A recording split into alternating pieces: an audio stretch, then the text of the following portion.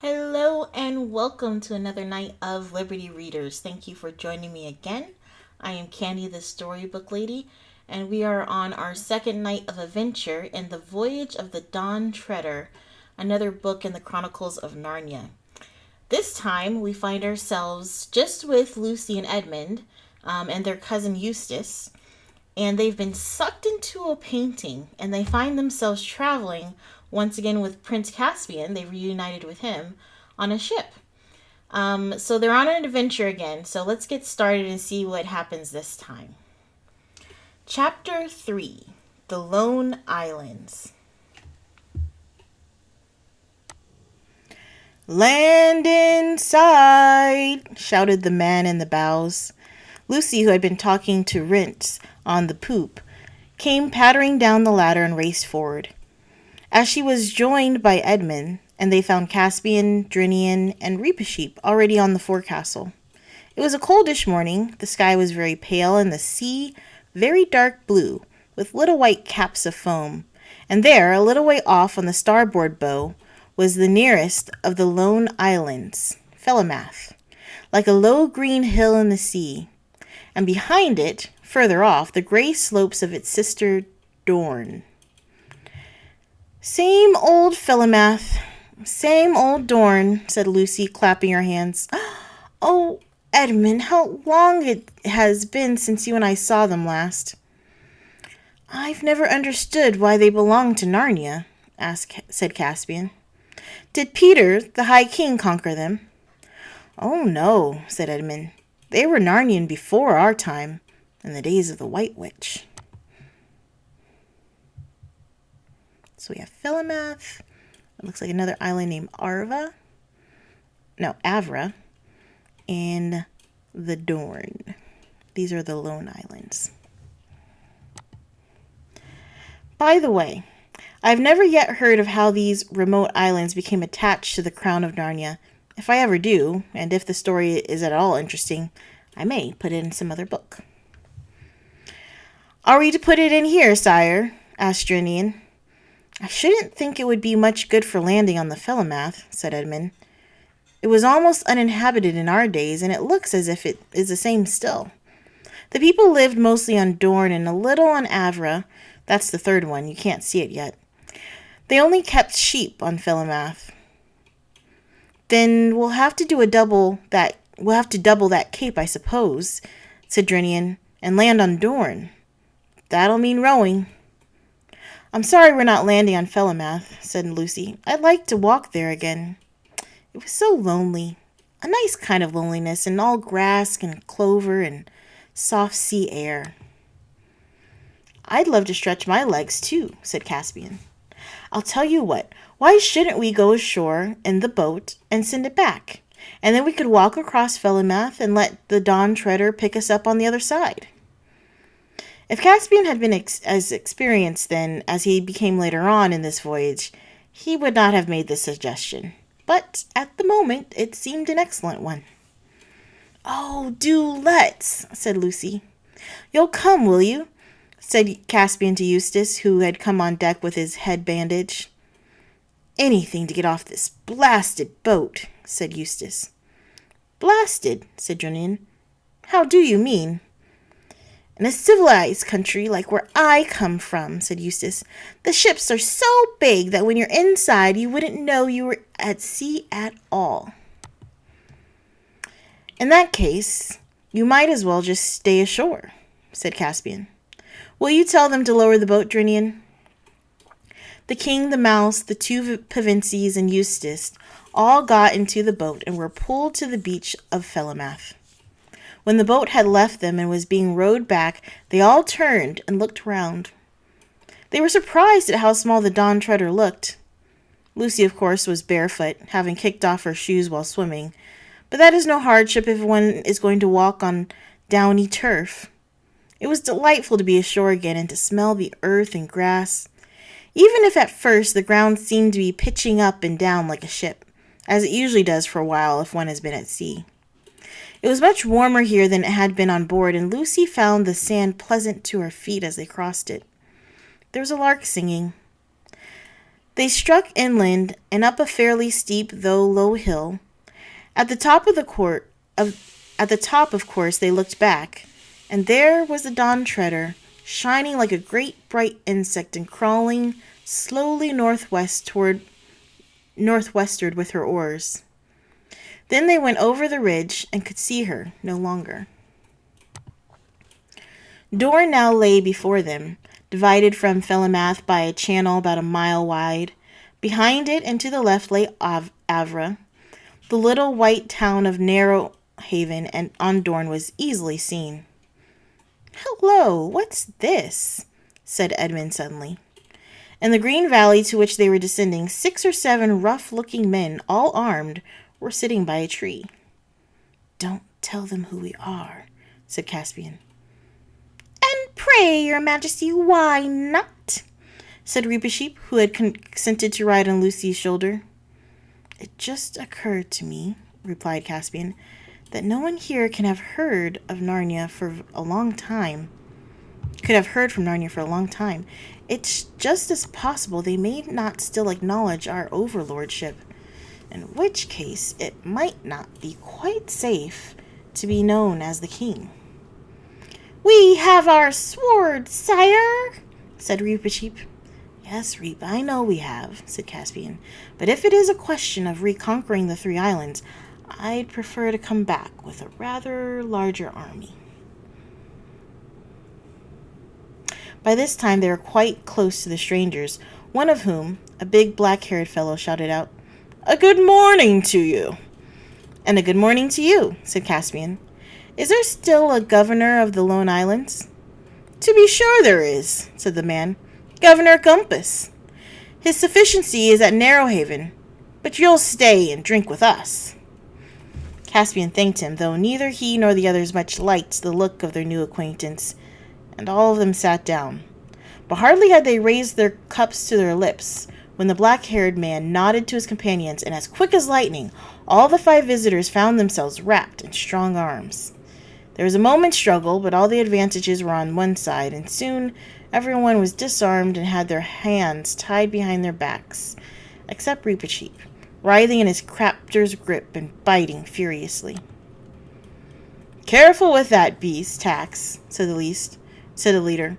"Don't damage him. He'll fetch the best price of the lot, I shouldn't wonder." "Coward! Poltroon!" squeaked Reepicheep. "Give me my sword and free my paws if you dare." "Whew!" whistled the slave merchant, for that is what he was. "It can talk. Well, I never did. Blow it if it takes less than 200 crescents for him." The Calorman crescent, which is the chief coin in those parts, is worth about 1/3 of a pound. "So, that's what you are," said Caspian. "A kidnapper and slaver. I hope you're proud of it." Now, said the slaver. "Don't you start any jaw. The easier you take it, the pleasanter all around, see? I don't do this for fun. I've got my living to make, same as anyone else." "Where will you take us?" asked Lucy, getting the words out with some difficulty. "Over to Narrowhaven," said the slaver. "For market days tomorrow." "Is there a British consul there?" asked Eustace. "Is there a which?" said the man. But long before Eustace was tired of trying to explain, the slaver simply said, "Well, I've had enough of this jabber. The mouse is a fair treat, but this one would talk the hind leg off a donkey. Off we go, mates." Then the 4 human prisoners were roped together, not cruelly, but securely, and made to march down to the shore. Reepicheep was carried. He had stopped biting on a threat of having his mouth tied up, but he had a great deal to say, and Lucy really wondered how any man could bear to have the things said to him which were said to the slave dealer by the mouse. But the slave dealer, far from objecting, only said, "Go on," whenever Reepicheep paused for a breath, occasionally adding, "It's as good as a play," or, "Blimey, you can't help almost thinking it knows what it's saying," or, Was it one of you what trained it?" This so infuriated Reepicheep that in the end, the number of things he thought of saying all at once nearly suffocated him, and he became silent. When they got down to the shore that looked toward Dorne, they found a little village on a long boat on the beach, and lying a little further out, a dirty, bedraggled-looking ship. "Now, youngsters," said the slave dealer, "let's have no fuss, and then you'll have nothing to cry about. All aboard." At that moment, a fine-looking bearded man came out of one of the houses, an inn, I think, and said, "Well, Pug, more of your usual wares?" The slaver, whose name seemed to be Pug, bowed very low, and in a wheedling kind of voice, "Yes, please, your lordship." "How much do you want for that boy?" asked the other, pointing to Caspian. "Ah," said Pug, "I knew your lordship would pick on the best. No deceiving your lordship with anything second-rate. That boy, now, I've taken a fancy to him myself. Got kind of fond of him, I have. I'm that tender-hearted. I'm that tender-hearted. I didn't ever ought to have taken up this job. Still, to a customer like your lordship—" "Tell me your price, carrion," said the lord sternly. "Do you think I want to listen to the rigmarole of your filthy trade?" 300 crescents, my lord, to your honorable lordship. But to anyone else, I'll give you 150. "Oh, please, please," broke in Lucy. "Don't separate us, whatever you do. You don't know." But then she stopped, for she saw that Caspian didn't even now want to be known. 150 then," said the lord.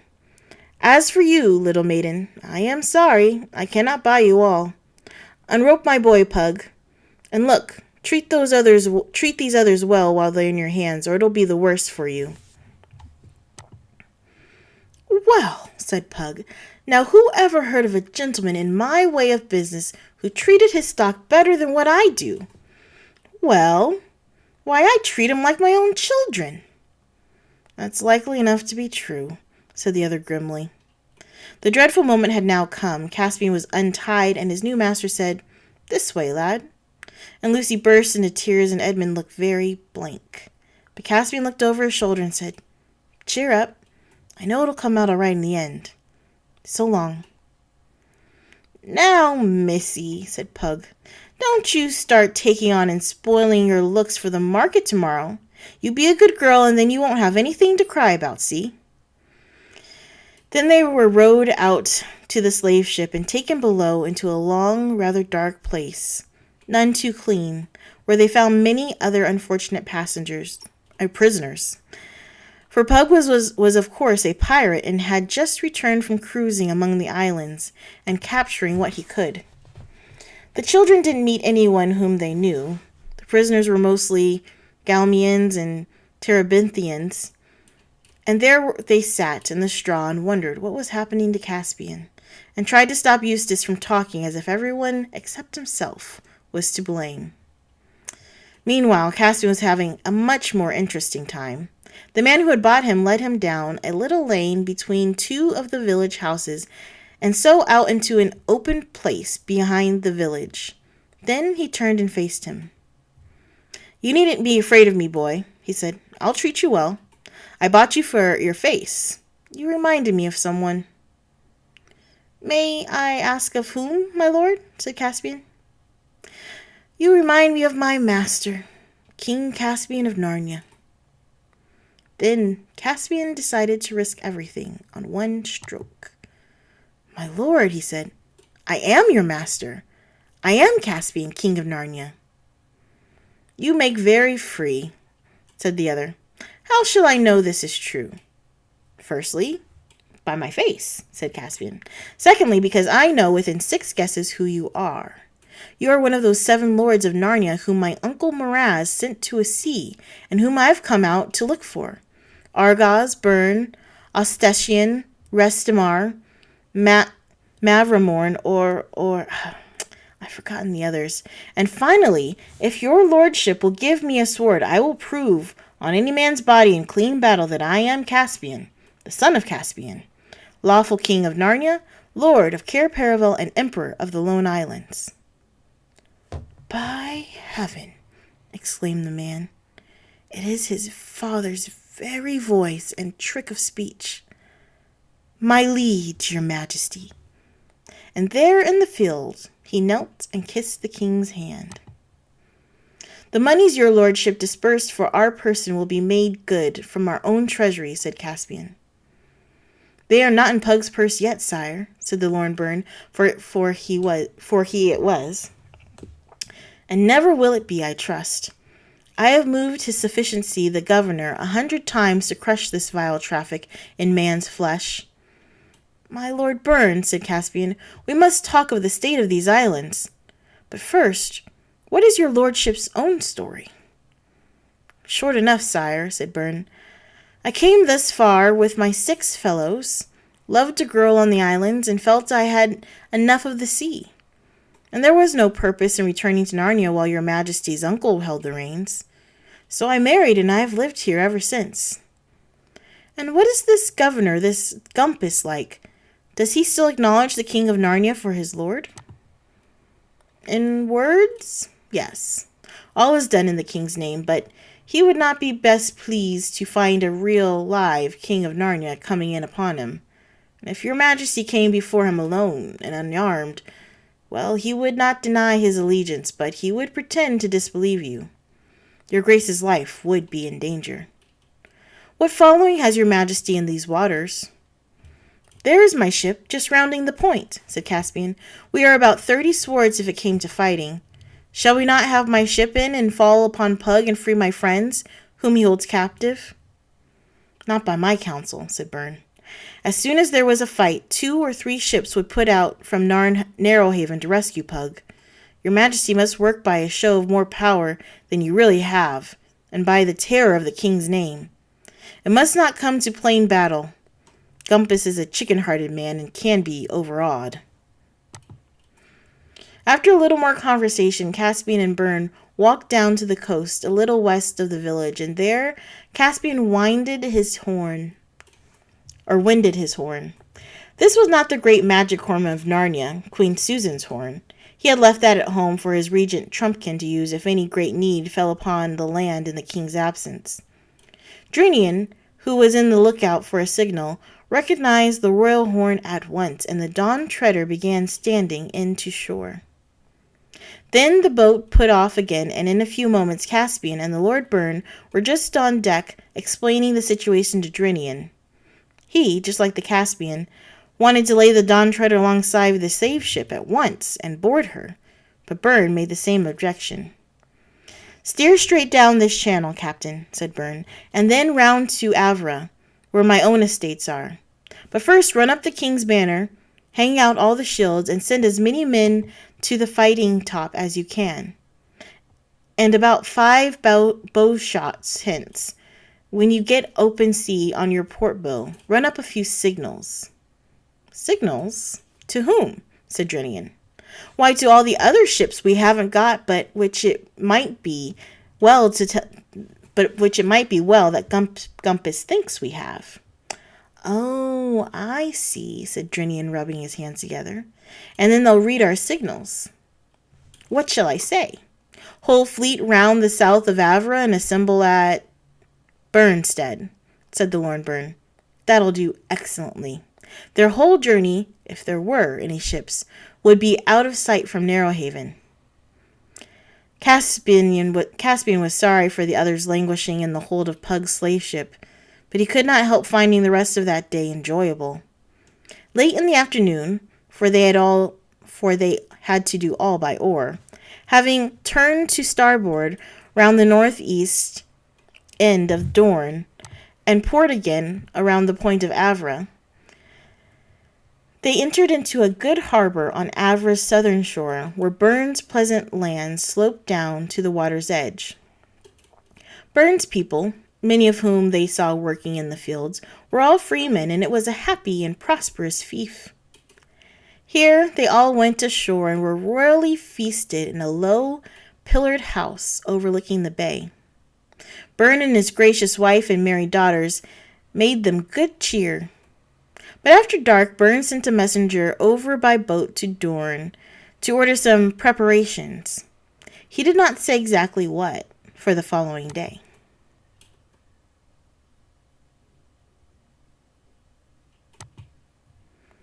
Chapter 4. What Caspian Did There. Next morning, the Lord Bern called his guests early, and after breakfast he asked Caspian to order every man he had into full armor. And above all, he added, let everything be as trim and scoured as if it were the morning of the first battle in a great war between noble kings, with all the world looking on. This was done, and then in 3 boatloads, Caspian and his people, and Bern with a few of his, put out for Narrowhaven. The king's flag flew in the stern of his boat, and his trumpeter was with him. When they reached the jetty at Narrowhaven, Caspian found a considerable crowd assembled to meet them. This is what I sent word about last night, said Bern. They are all friends of mine and honest people. As soon as Caspian stepped ashore, the crowd broke into hurrahs and shout of, Narnia, Narnia, long live the king! At the same moment, and this was also due to Bern's messengers, bells began ringing from many parts of the town. Then Caspian caused his banner to be advanced and his trumpet to be blown, and every man drew his sword and set his face in a joyful sternness. And they marched up the streets, so that the street shook, and all their armor shone, for it was a sunny morning, so that one could hardly look at it steadily. At first the only people who cheered were those who had been warned by Bern's messenger and knew what was happening and wanted it to happen. But then all the children joined in, because they liked a procession and had seen very few. And then all the schoolboys joined in, because they also liked processions and felt that the more noise and disturbance there was, the less likely there would have to be school that morning. And then all the old women put their heads out the windows and doors and began chattering and cheering, because it was a king. And what is a governor compared with that?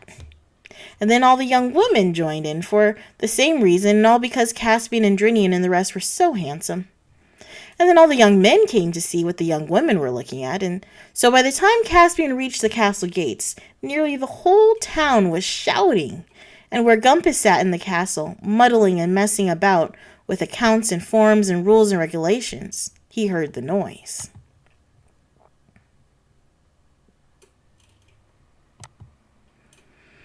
At the castle gate, Caspian's trumpeter blew a blast and cried, Open for the king of Narnia! Come to visit his trusty and well-beloved servant, the governor of the Lone Islands. In those days, everything in the islands was done in a slovenly, slouching manner. Only the little postern opened, and out came a tousled fellow with a dirty old hat on his head instead of a helmet, and a rusty old pike in his hand. He blinked at the flashing figures before him. Carnixes Fishancy, he mumbled, which was his way of saying, You can't see his sufficiency. No interviews without appointments, except between 9 and 10 p.m., second Saturday of every month. Uncover before Narnia, you dog, thundered the Lord Bern, and dealt him a rap with his gauntleted hand, which sent his hat flying from his head. Here, what's it all about? Said the doorkeeper, but no one took any notice of him. 2 of Caspian's men stepped through the postern, and after some struggling with bars and bolts, for everything was rusty, flung both wings of the gate wide open. Then the king and his followers strode into the courtyard. Here a number of the governor's guards were lounging about, and several more, they were mostly wiping their mouths, came tumbling out of various doorways. Though their armor was in disgraceful condition, these were fellows who might have fought if they had been led or had known what was happening. So this was the dangerous moment. Caspian gave them no time to think. Where is the captain? He asked. I am more or less, if you know what I mean. Or I am, more or less, if you know what I mean, said the languid and rather dandified young person without any armor at all. It is our wish, said Caspian, that our royal visitation to our realm of the Lone Islands should, if possible, be an occasion of joy and not of terror to our loyal subjects. If it were not for that, I should have something to say about the state of your men's armor and weapons. As it is, you are pardoned. Command a cask of wine to be opened that your men may drink our health. But at noon tomorrow I wish to see them here in the courtyard, looking like men at arms and not like vagabonds. See to it on pain of our extreme displeasure." The captain gaped, but Byrne immediately cried, "3 cheers for the king!" And the soldiers, who had understood about the cask of wine, even if they understood nothing else, joined in. Caspian then ordered most of his own men to remain in the courtyard.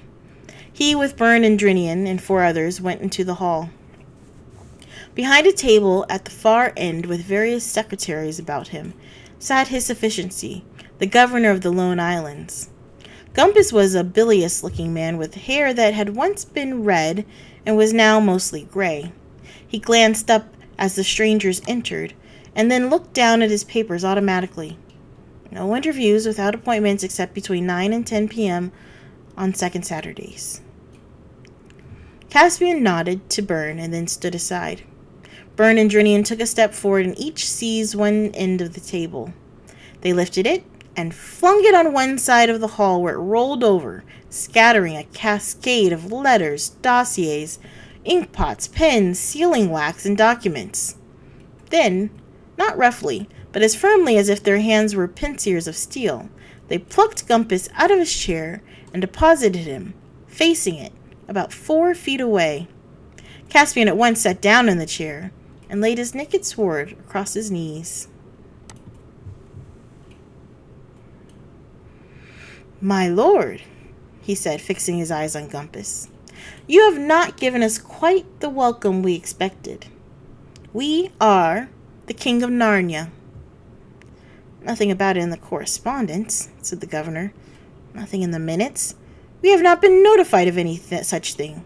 All irregular. Happy to consider any applications. And we are coming to inquire into your sufficiency's conduct of your office," continued Caspian. "There are 2 points especially on which I require an explanation. Firstly, I find no record that the tribute due from these islands to the Crown of Narnia has been received for about 150 years. "That would be a question to raise at the council next month," said Gumpus. "If anyone moves that a commission of inquiry be set up to report on the financial history of the islands at the first meeting next year, why then, I also find it very clearly written in our laws," Caspian went on, "that if the tribute is not delivered, the whole debt has to be paid by the governor of the Lone Islands out of his private purse." At this, Gumpus began to pay real attention. "Oh, that's quite out of the question," he said. "It's an economic impossibility. Your Majesty must be joking." Inside, he was wondering if there were any way of getting rid of these unwelcome visitors. Had he known that Caspian had only 1 ship and 1 ship's company with him, he would have spoken soft words for the moment and hoped to have them all surrounded and killed during the night. But he had seen a ship of war sail down the straits yesterday, and seen it signaling, as he supposed, to its consorts. He had not known it was the king's ship, for there was not wind enough to spread the flag out and make the golden line visible. So he had waited further developments. Now he imagined that Caspian had a whole fleet at Burnstead. It would never have occurred to Gumpus that anyone would walk into Narrowhaven to take the islands with fewer than 50 men. It was certainly not at all the kind of thing he could imagine doing himself. "Secondly," said Caspian, "I want to know why you have permitted this abominable and unnatural traffic in slaves to grow up here, contrary to the ancient custom and usage of our dominions." "Necessary, unavoidable," said his sufficiency. "Any essential part of the economic development of the islands, I assure you. Our present burst of prosperity depends on it." "What need have you of slaves?" "For export, your Majesty. Sell 'em off to Calormen mostly, and we have our other markets. We are a great center of the trade. In other words, said Caspian, you don't need them. Tell me what purpose they serve except to put money into the pockets of such as Pug. Your Majesty's tender years, said Gumpus, with what was meant to be a fatherly smile, hardly make it possible that you should understand the economic problem involved. I have statistics, I have graphs, I have tender as my years may be, said Caspian. I believe I understand the slave trade from within quite as well as your sufficiency, and I do not see that it brings into the islands meat or bread or beer or wine or timber or cabbages or books of instrument of music or horses or armor or anything else worth having. But whether it does or not, it must be stopped. But that would be putting the clock back, gasped the governor. Have you no idea of the progress of development? I have seen them both in an egg, said Caspian. We call it going bad in Narnia. This trade must stop. I can take no responsibility for any such measure, said Gumpus. Very well then, said Caspian. We relieve you of your office. My Lord Byrne, come here. And before Gumpus quite realized what was happening, Byrne was kneeling with his hands between the king's hands and taking the oath to govern the lone island in accordance with the old customs, rights, usages, and laws of Narnia.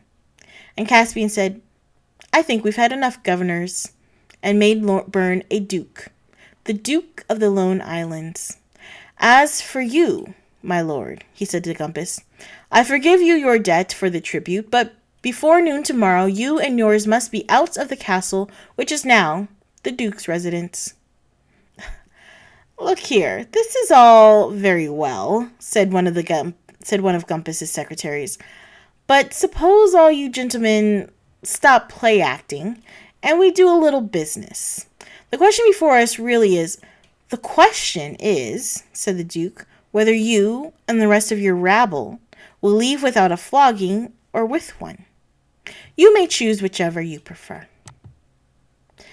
When all this had been pleasantly settled, Caspian ordered horses, of which there were few in the castle, though very ill-groomed, and he, with Byrne and Drinian and a few others, rode out into the town and made for the slave market. It was a long, low building near the harbor, and the scene, which they found going on inside, was very much like any other auction. That is to say, there was a great crowd, and Pug, on a platform, was roaring out in a raucous voice.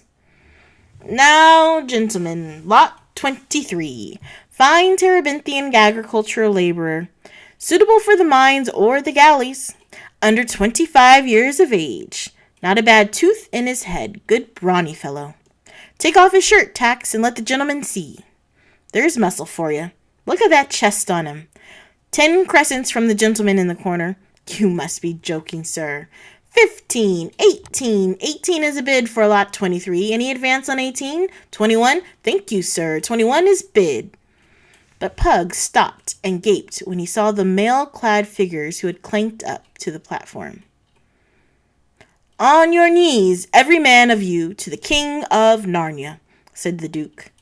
Everyone heard the horses jingling and stamping outside, and many had heard some rumor of the landing and the events at the castle. Most obeyed. Those who did not were pulled down by their neighbors. Some cheered.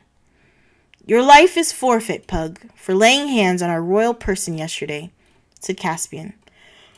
But your ignorance is pardoned. The slave trade was forbidden in all our dominions The slave trade was forbidden in all of our dominions quarter of an hour ago. I declare every slave in this market free. He held up his hand to check the cheering of the slaves and went on. Where are my friends? That little gel and the nice young gentleman, said Pug with an ingratiating smile. Why, they were snapped up at once. We're here, Caspian, cried Lucy and Edmund together. At your service, sire, piped Reap Cheap from another corner. They had all been sold, but the men who had bought them were staying to bid for other slaves, and so they had not yet been taken away. The crowd parted to let the three of them out, and there was great hand-clasping and greeting between them and Caspian. Two merchants of Calormen at once approached. The Calormen have dark faces and long beards. They wear flowing robes and orange-colored turbans, and they are wise, wealthy, courteous, and cruel, an ancient people. They bowed most politely to Caspian and paid him long compliments, all about the fountains of prosperity, irrigating the gardens of prudence and virtue, and things like that. But of course, what they wanted was the money they had paid. "That is only fair, sirs," said Caspian. "Every man who has bought a slave today must have his money back.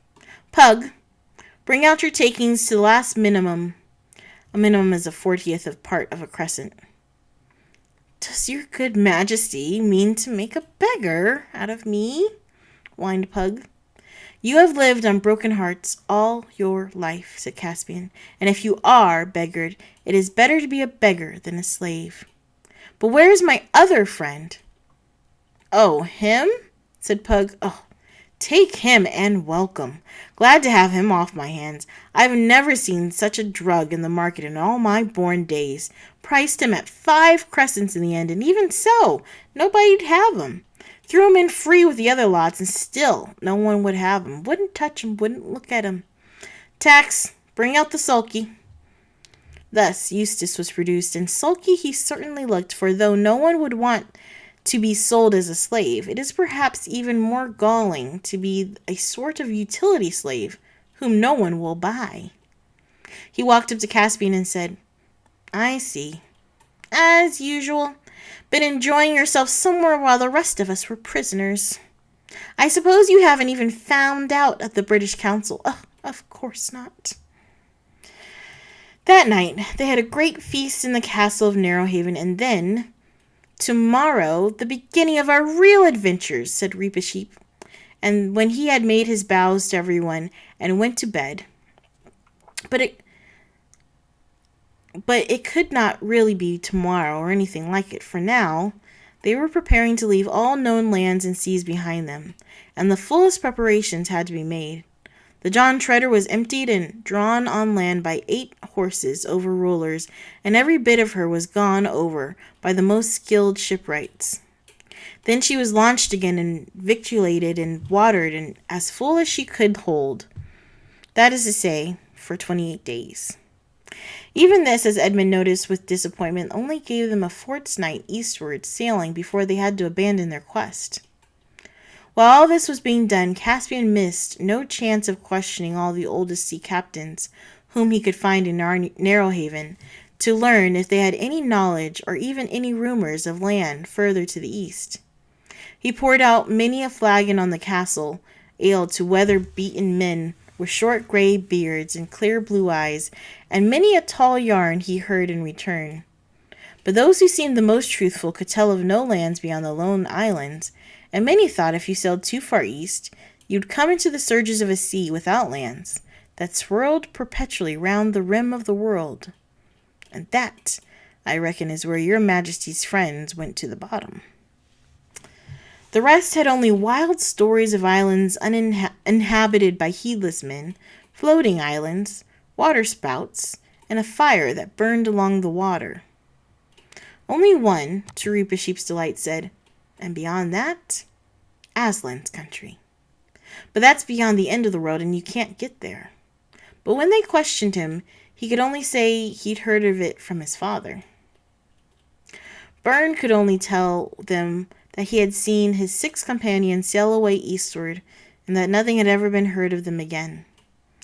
But he said this when he and Caspian were standing on the highest point of Havre, looking down on the eastern ocean.